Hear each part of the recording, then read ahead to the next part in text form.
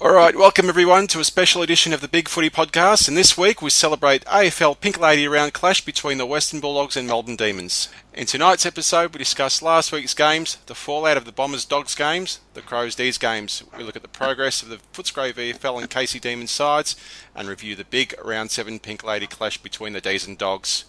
Stay with us, all that more in tonight's episode of BigFooty.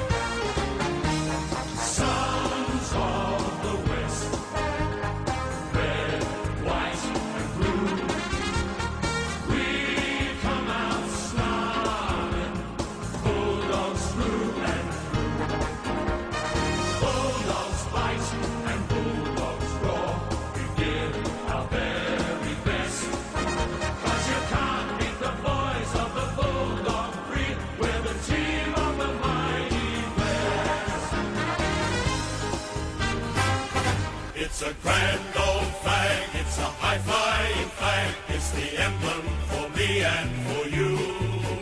It's the emblem of the team we love, the team of the red and the blue.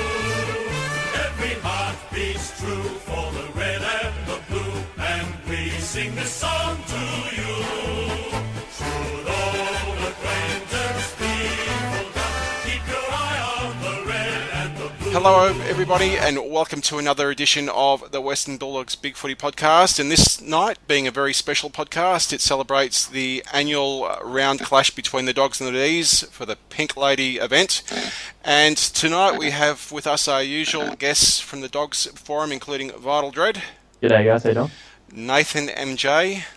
How you going, guys? And tonight we have some special guests from the Dees board, that being Schmuttt. Hey, what's going on? And Dory77. Howdy. Thank you guys for joining us on this joint podcast. We thought we'd give it a crack tonight and see how we go, but it's a once-a-year event, and so welcome to the show, guys. And first of all, what have you been up to? I think, Schmuttt, we might start with you. What have you been up to since the weekend in terms of football? Just still digesting the win. It's nice being able to read all the football media and not feel embarrassed when your team wins each week. I have to read their old son. I know. Not much. Well, especially for you guys with the news of the overturning tonight of Jack Viney's suspension. So, how's that going to come about with the will it be a starter? Well, obviously, yeah, he'll definitely be in the side who played really well last week, but it reminded me of the Trengrove tackle against Adelaide a few years ago when I think the team got a bit distracted by all that, and Trengrove ended up getting done for 3 weeks, and we lost to North at the Dome, who we probably should have been at the time, so was glad Viney got off, because I think it would have been on at least some of the players' minds had he not gotten off, and been on the whole, well, probably the whole team's mind, so it was good to get that out of the way. Yeah, and Dory, I guess no doubt you're happy to hear that he got off? Yeah, because I really think we need him in the midfield against the Dogs. They've got a pretty good midfield themselves, so it's good to have him in there as well, I think. But I mean, look, let's talk about that for a few minutes. I think in general fairness, and most of the football media and the football world really questioned the tribunal and their decision to rub him out. You know, considering I think the only reason why they did that is because an injury resulted from it, but I think if you look at the action, it was pretty clear. It's just one of those things that's a part of football. What do you guys think? Yeah, I agree with you pretty much. It's just incidental, I guess. You'd see that heaps of times in a game, but most of the time no one gets hurt from it.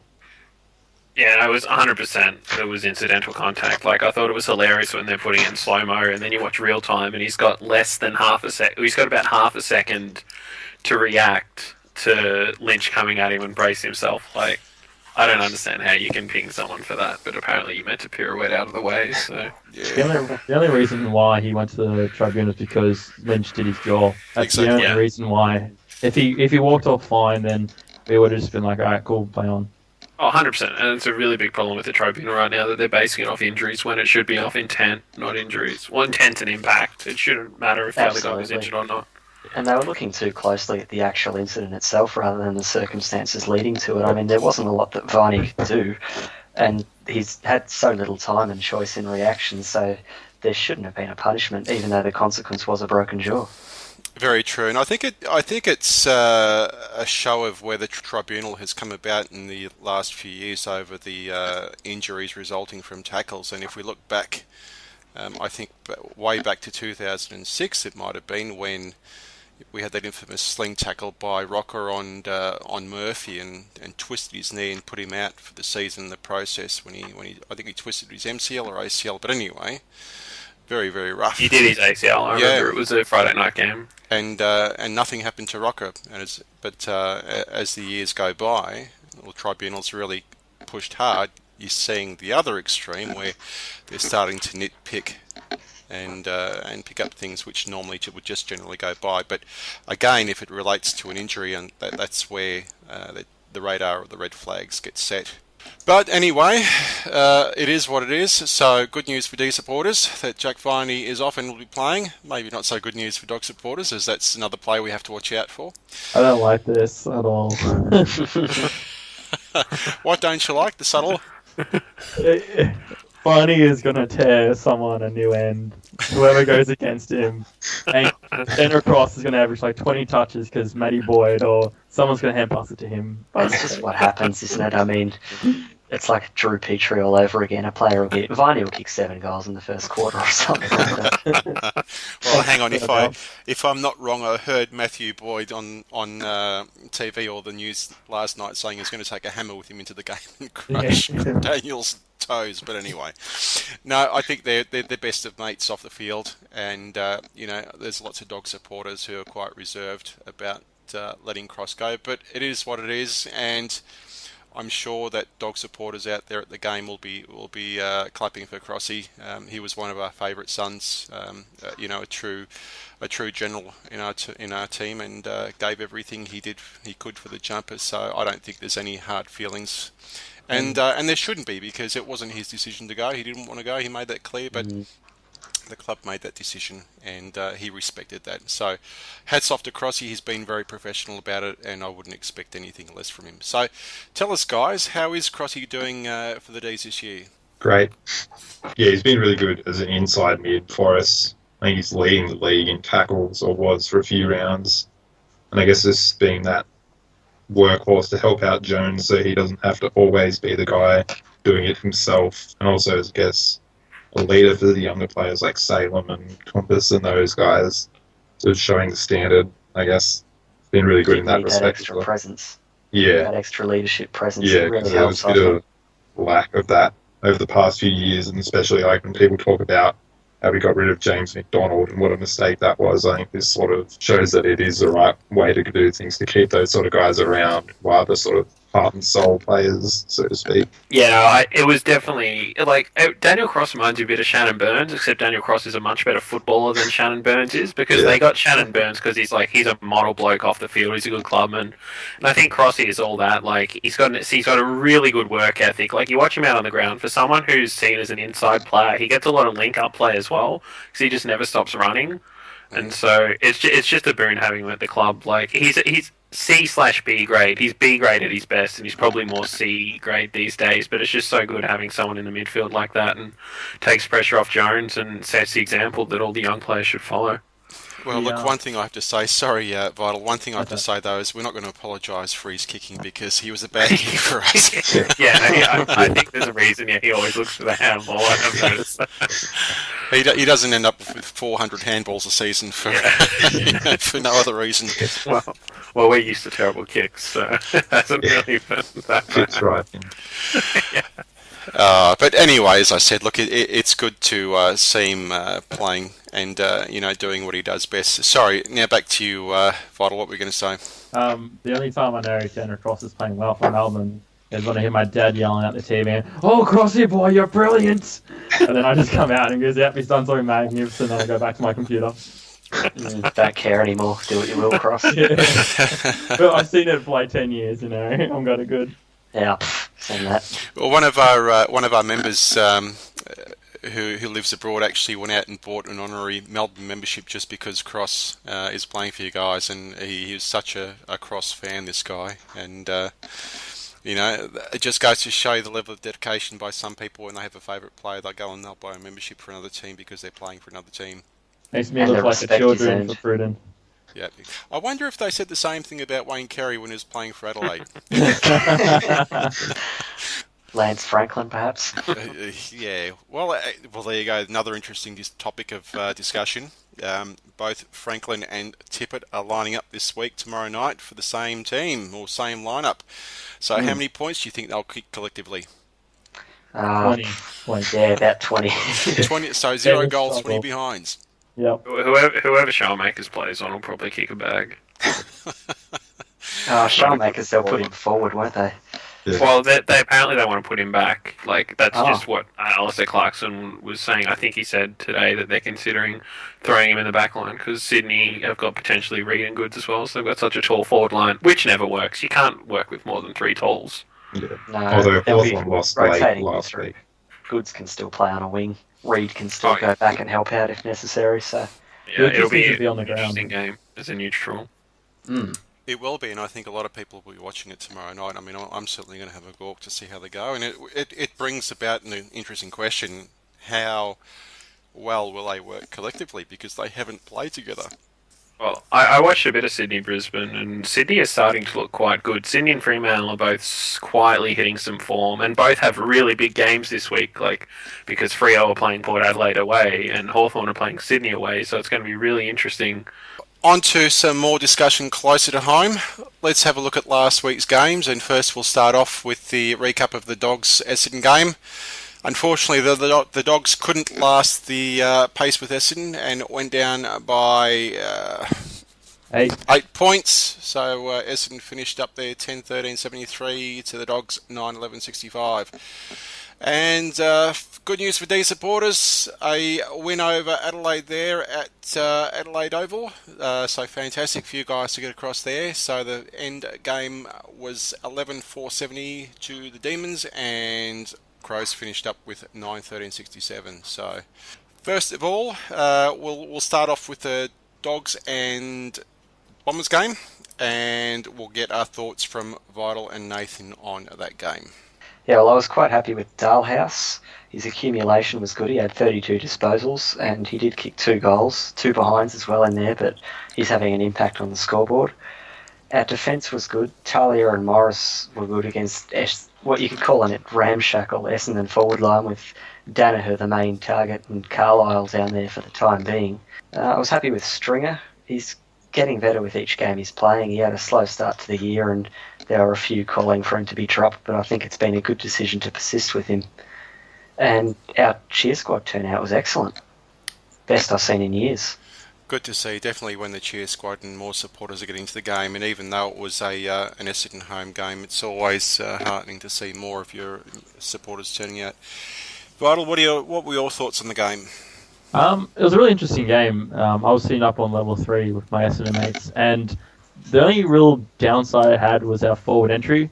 I don't think we realised that if you bomb the ball long, Fletcher, Hibbard, and a few of their swing players would actually intercept the mark. But I was watching the replay today at work, and our hand passing in traffic is really starting to click to an elite status, where we just all of a sudden goes contest, hand pass, straight in 50, goal opportunity, and that's something we really need to work on. We had a lot of inside 50s. But I think some criticism can be drawn to McCartney in the sense that for a good period of the last quarter, Fletcher was allowed to play the loose man defence, and he just cut off a number of entries into the forward 50 before he actually put someone onto him.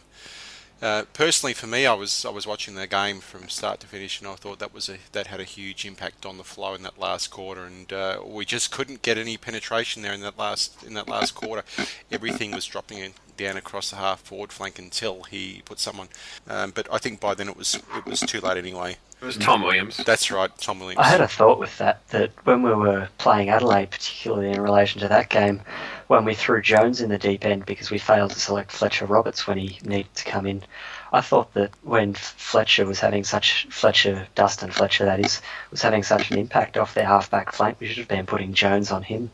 He wasn't having the best game, and if we want to instill more of a defensive edge, why not put him where he can learn to have that impact, but it's not going to hurt us on the scoreboard if he doesn't work to that effect. Exactly.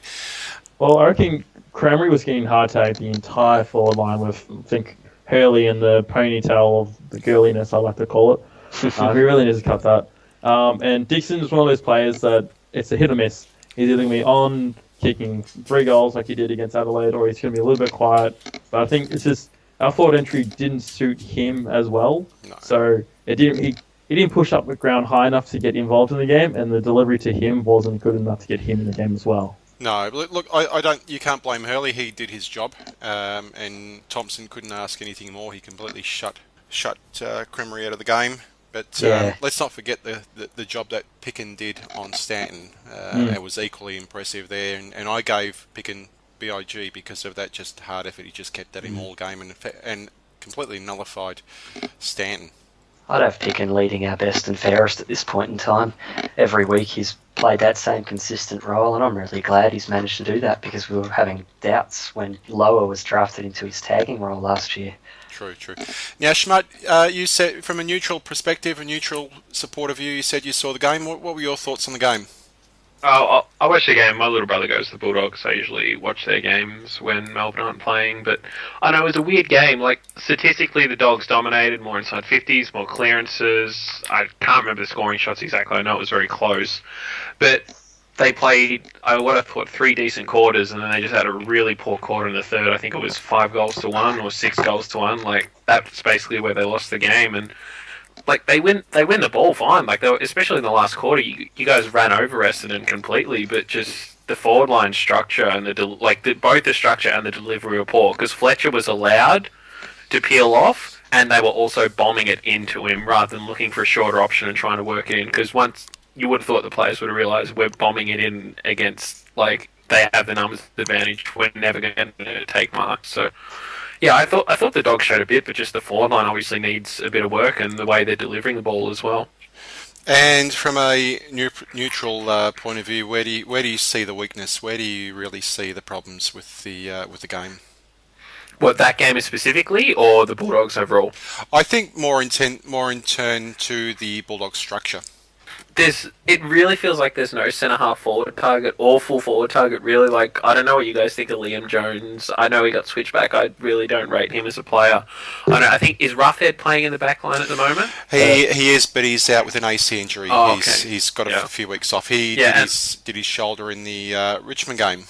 They put Tom Williams in the forward line, and I follow Tom Williams a little bit, not a whole lot. You guys know better than me, but hasn't he been played more of a defender over his career as well, rather than a forward? Yeah, so it's just like it's I feel bad for saying it, but it's the same old story for the Bulldogs. Like, they always seem to win the ball, but they just don't seem to have reliable targets up forward. Like, Cramery's a good player, but Cremery isn't a number one forward. Like, he can't be your go-to man all the time because he's just not big enough, and he wasn't that type of player at Essendon as well. That's why he did well, because they had Hurley up there, they had Paddy Ryder and that switching through there, so there's less pressure on him. But now it's expected that he's meant to be the full forward. Like, I'm not saying you guys are expecting it, but there's so much delivery to him, and it's pretty easy to cut off a medium forward.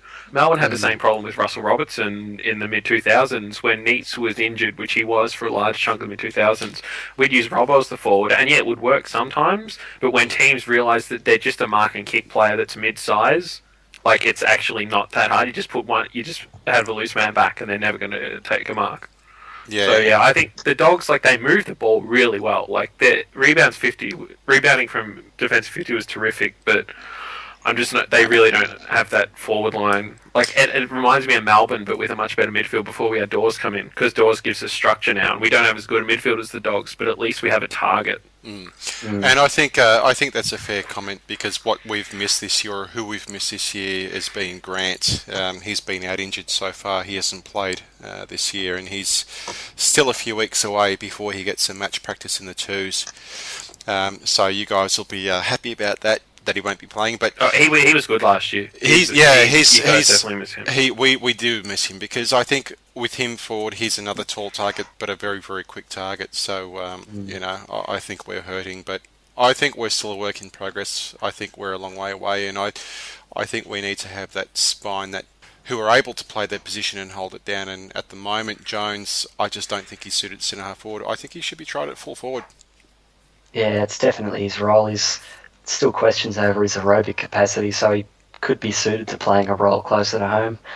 And in the meantime, we could look for a more aerobic centre-half forward. We could look at Tomlinson from GWS, although he has been played on the wing this year.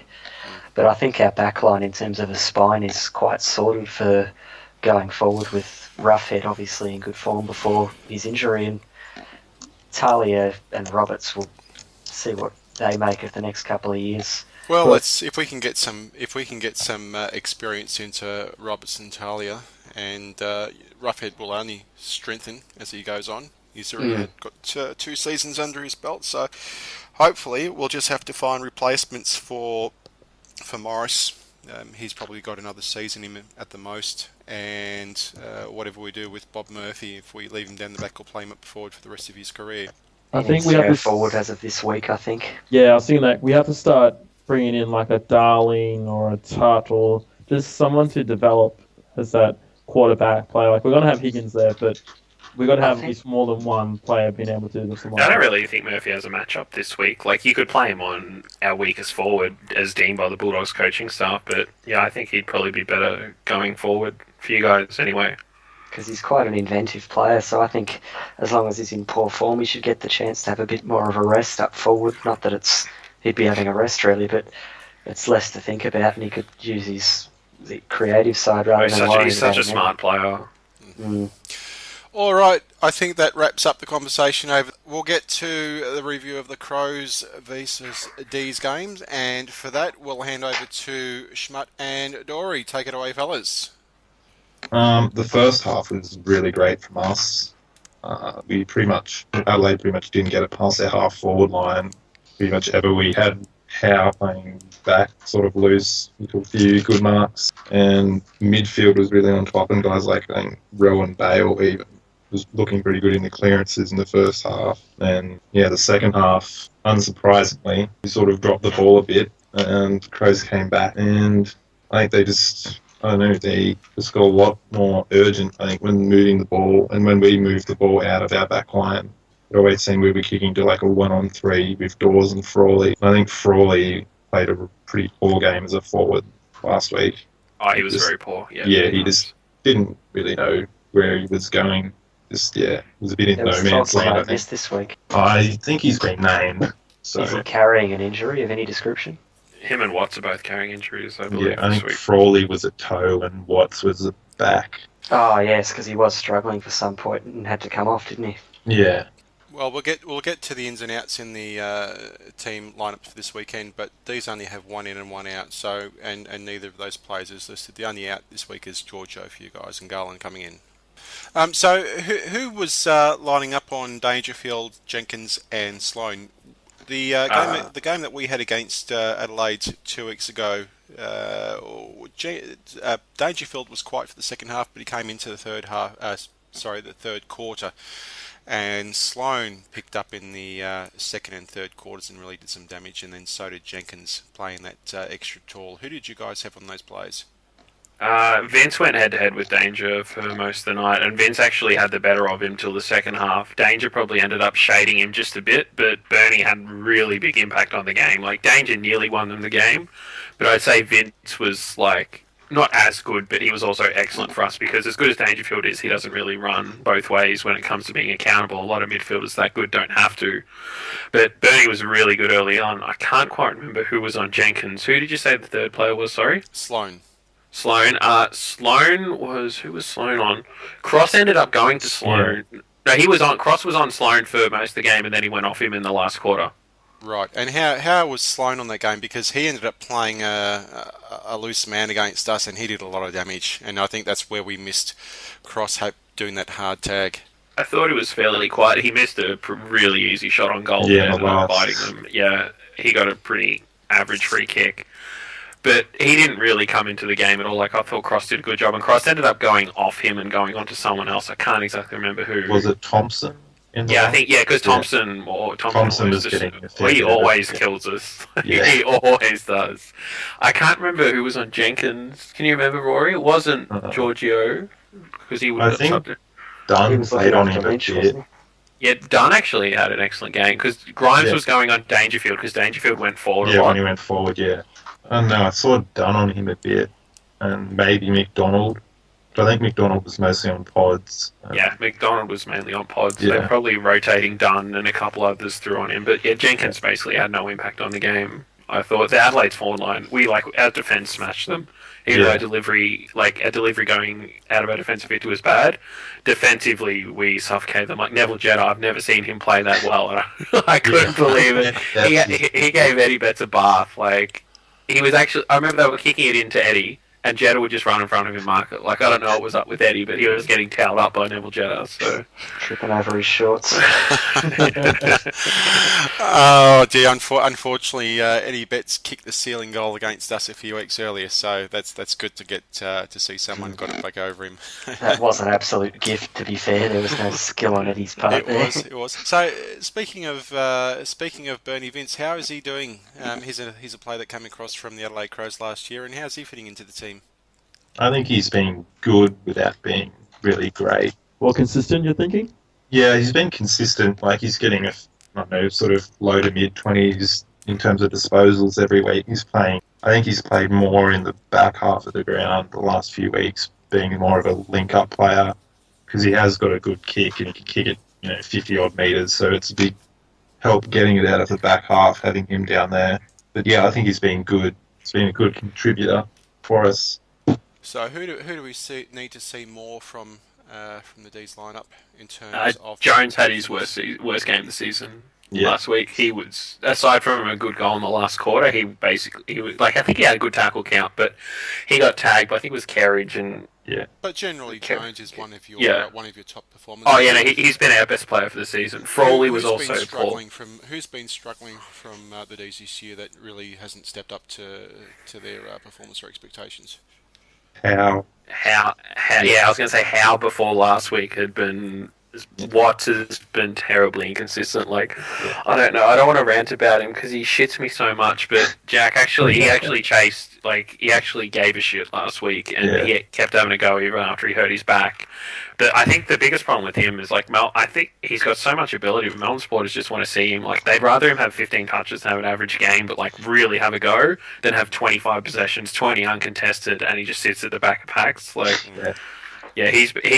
Some people thought he should have been dropped, but Roos did the right thing, keeping him in the side. But yeah, Frawley was very bad last week. I'm trying to think who else has been average. Tyson had a few off games, I think, before last week. He wasn't terrible, but I think he wasn't exactly playing that well. Are you glad that trade was made? Yeah. Oh yeah, definitely. Especially when you see the way Christian Salem's playing. Like, it's only early days, but so far it looks fine. I like the use of J. Kennedy Harris. He's come along pretty well. Yeah, he played a lot more off the ground on the weekend, sort of into the midfield a bit as well. But yeah, he looks really good. Yeah, he's really composed, and he uses the ball well. He was very much a surprise playing up the ground. Like, that goal he kicked was really good. Besides the goal, he worked really hard. He uses the ball well. He's smart with the ball. It was nice because our midfield does lack pace, and it does lack genuinely good foot skills. I think Bernie's got pretty good skills, and Jones improved, but there's no elite kicks in there aside from Watts when he's in there. And he's borderline, even in the midfield. So it was really nice to see Kenny Harris play like that. Well, fair enough. And I think we can honestly say that we have the same problems too with our kicking. We haven't always had the most elite or best kicks out of the midfield, but I think hopefully as time goes on. Now, come on, I think everyone wants to know the Roos factor on Melbourne. We've seen the team turn around, and Melbourne are becoming a team that's a lot more harder to score against. I think they're... conceded points is way down on last year at this point in time. Definitely, I think it's a given that it's a bonus. What strengths do you see that Roos is bringing to this team? Because, I don't think there's been a lot of changes in personnel, but I think the players are a lot more accountable than what they used to be. I think it's just everyone seems to be a bit more focused and sort of know what they're meant to be doing. So when buying in. Yeah, last year, a lot of the time when guys had the ball, they'd just shit themselves and chip it sideways and backwards and not really have confidence in themselves. But hospital handballs. Yeah, well, we still see a few of them. Not as many, but yeah. I think now guys actually have a bit more of an idea and have the confidence to back themselves in, because they know that even if they have a bit of an off game, they're not just going to get dropped or not just going to get a spray off the coach. It's a bit more constructive, and I guess that defensive focus has really given everyone a bit more of a job and a bit more of an idea of what they're meant to be doing. Because I think Watts, I know we discuss him all the time, but his biggest problem has always been he's never really known what he's meant to be doing. And I think just Roos getting him to work on his defensive game is really going to help him. Hopefully will. And then like moving a guy like Frawley forward and just getting him to be a target, I think it just helps everyone when they know what they're meant to be doing. It's just having an actual game plan, not just bomb it down the line and hope one of the tall blokes can mark it. I think it's always important for a team to have vision and focus and to be working to a common goal. And I think Roos has definitely brought that to Melbourne. He's certainly made a huge impact in the time he's been there, and hopefully I think you guys have, similar to us, suffered long enough, and hopefully you guys get some better success coming towards the next few seasons. But all right, I think we'll move on, and we'll look at our summary of the VFL teams, the Footscray Bulldogs and Casey Demons. And Vital, if you can please do so. Give us about 5 minutes on the progress and how the game went on the weekend with the Footscray Bulldogs. Alright, on the weekend, the Footscray Bulldogs versus North Ballarat, and the final score was Footscray 8-17-65, and Northern Ballarat 10-7-67, a very close game. Basically, best on ground for Western Bulldogs was Roberts, who got the call up this week. Goods, who got 30 touches. Jensen and Wallace, who got 30 touches as well, and Tutt, who also got 17 kicks as well. Basically, I wasn't at the game, so I'm just reading what some of the posters were saying, but it's an overall good effort from the team. We had our chances, and we just couldn't capitalise on that. We had more scoring shots in the last quarter, but unfortunately we didn't have the opportunity to convert. Development-wise, Campbell and Cordy are playing really well. Tutt's finally clicked. Goods is starting to rebuild his form, and Wallace is a class above in the midfield there. And bit of a quiet game for Honeychurch and Horvat. No. Yeah, it's a quiet to his standard. He didn't punch someone in the face or anything like that, so that's quiet for him. Down as usual. The one person, 3 or 4 people. The one person that probably needs to lift his game a little bit more is Fuller, but then again, I didn't see the game personally, so I'm not sure what actual role he was playing. But this weekend, we versed Sandringham over in Simmons Stadium, and we got a lot of players in. We got Clay Smith, Ling Jong, Kobe Stevens, Wallace, Goods, and return of Spendles, Jared Grant, back from injury, so his first game. And oh, excellent. Yep, so that game's on at 1:10 on ABC TV for all the fans out there wanting to watch that don't want to go down to Geelong, but it'll be a good matchup. Thank you, Vital. And Schmuttt or Rory, can you guys give us a rundown of the Casey Demons and how they went last week and who they've got coming up? Might be a team effort. I do have some notes. Last week, Casey played Werribee and ended up losing 8-5-53 to Werribee's 8-10-58.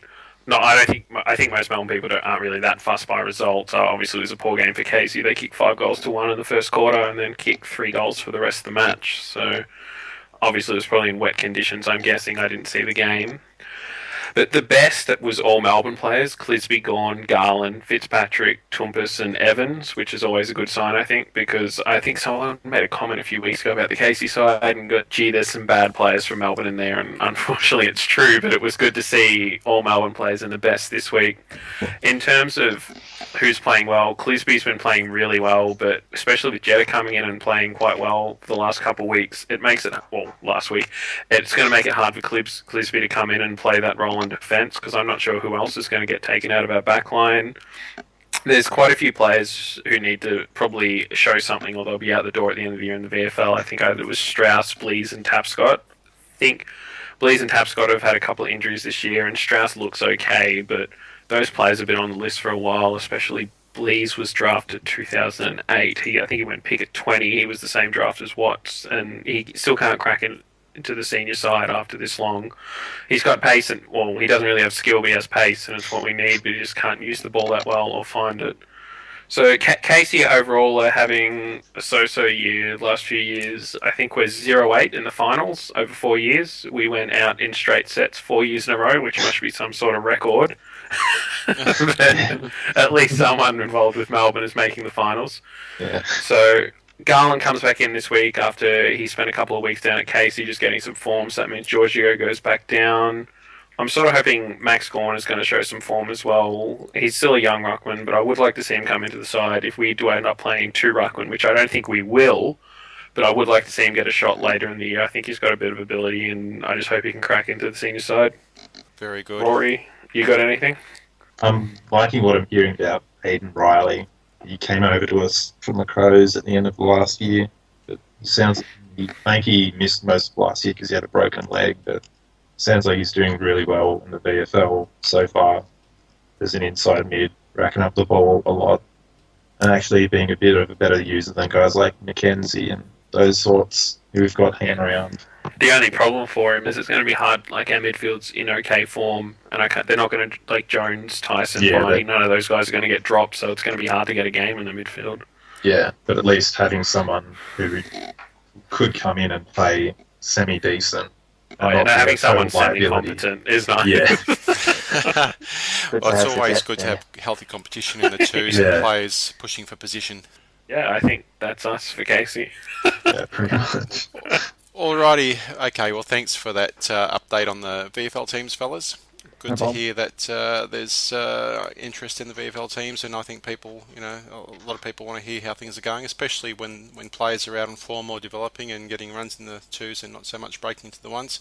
And it's always good to hear how the younger players on both sides are going.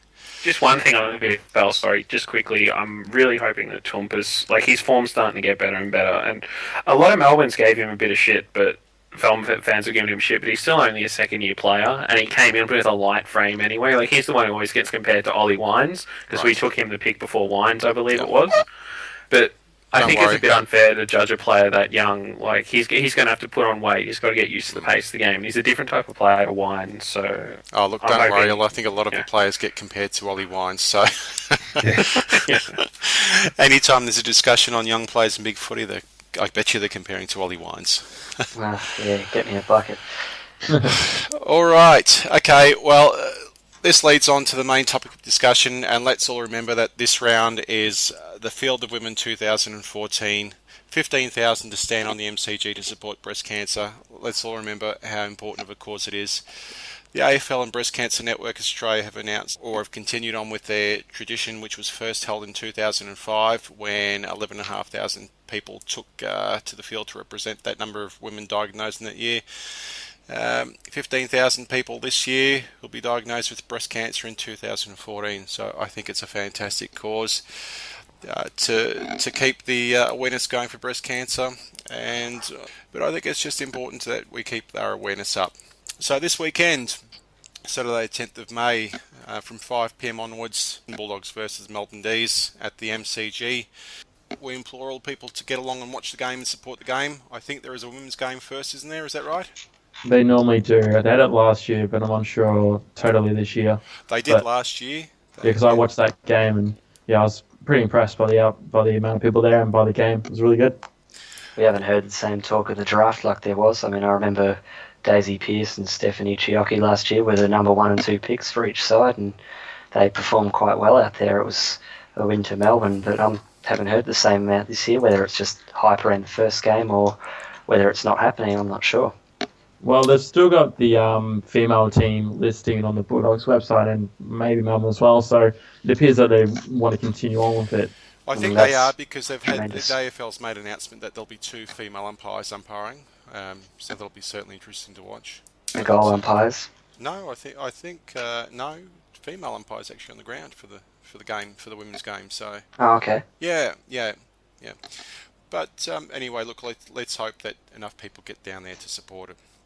So, looking at the ins and outs for this week, in for the Demons we have Garland and out Giorgio, so only one change to the Mighty Dees there, and for the Bulldogs coming in we have Daniel Jones, Syracusa, Jason Tutt, and getting his first game for 2014, young Fletcher Roberts.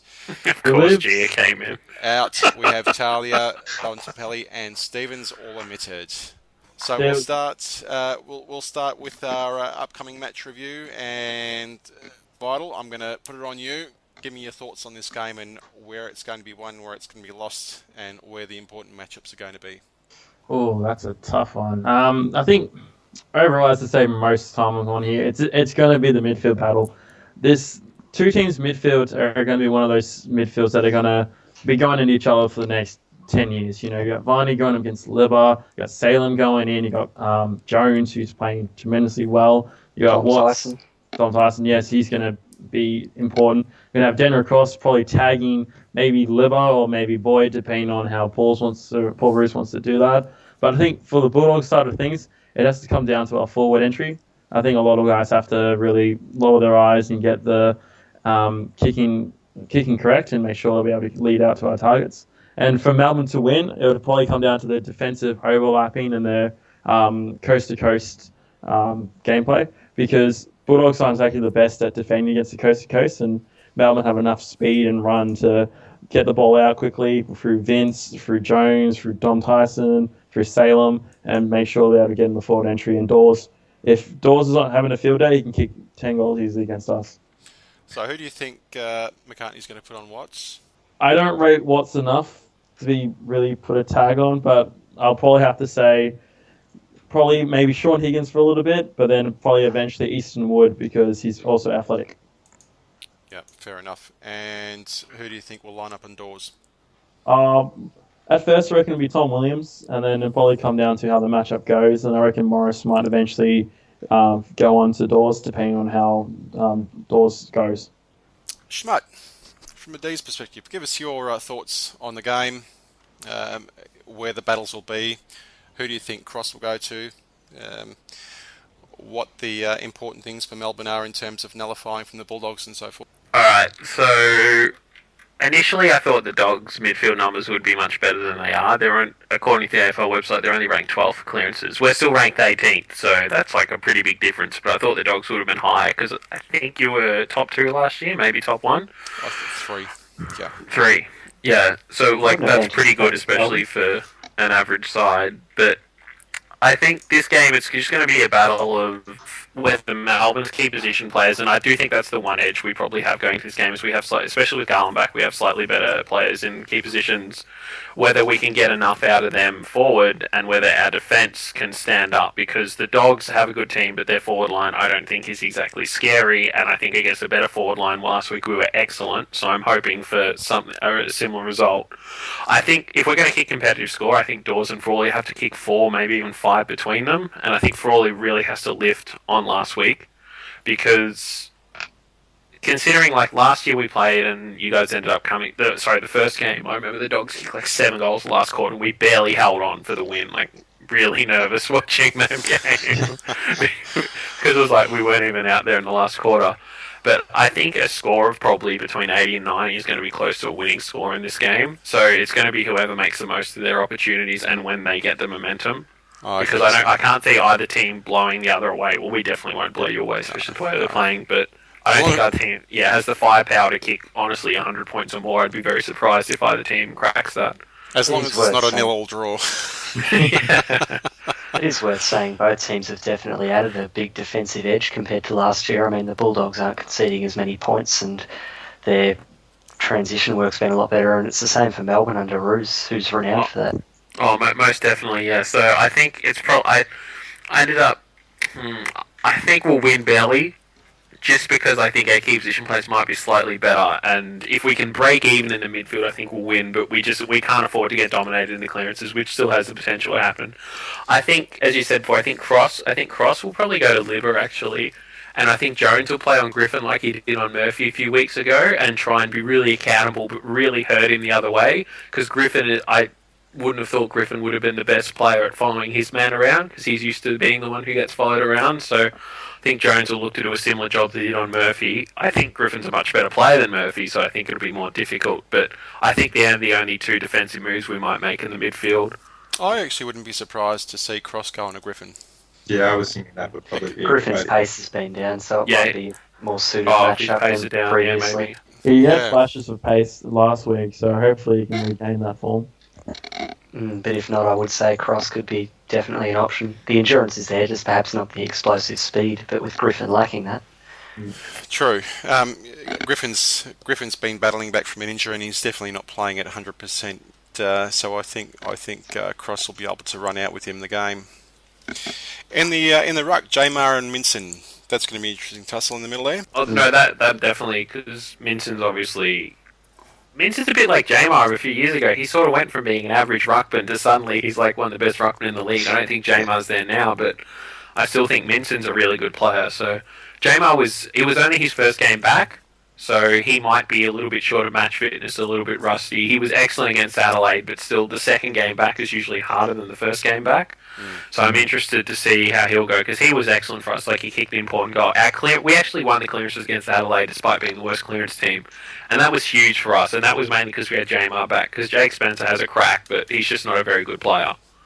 So Jamar is a big boost to our midfield. Minson's still I think Minson will have the edge on him, because I think Jamar will be a bit sore, and Minson, I'm not sure on Minson's form, but he looked okay against Essendon, so... And plus, Minson's a bit fitter and going around the ground, so he should be able to technically out-injure Gemma. Oh, most definitely, and we're going to be playing Pedersen as the second ruck, and that'll be the big time for the Bulldogs to abuse Melbourne. Pedersen isn't a bad player, but he's not an ideal second ruckman. And he'll be spending time in the forward line when he's not in the ruck, or will he be down back? No, he's been sort of playing a bit everywhere. Like, he was much of a line player at the start of the year, but he's been playing in defence a bit. He seems to be pretty fit. Like, he ran against Sydney. I think he had about 25 disposals. Like, he runs and runs and runs, and for a guy who's pretty like his size, it's a really impressive attribute. So he's a reasonable athlete. So he'll get thrown all over the ground, I think, Pedersen. All right, Nathan. Couple of quick words from you. What are your thoughts? Well, I think Garland's a really good in for them. I mean, he's been criminally underrated for years, so I expect him to be serviceable as normal in defence, even though it's a first game back. I'm worried about Watts. I know he's not in great touch, and he did have that back injury, but he plays well against us. It's just a match-up thing. He had a good game against us in that first game last year, and actually wasn't even too bad in the second game.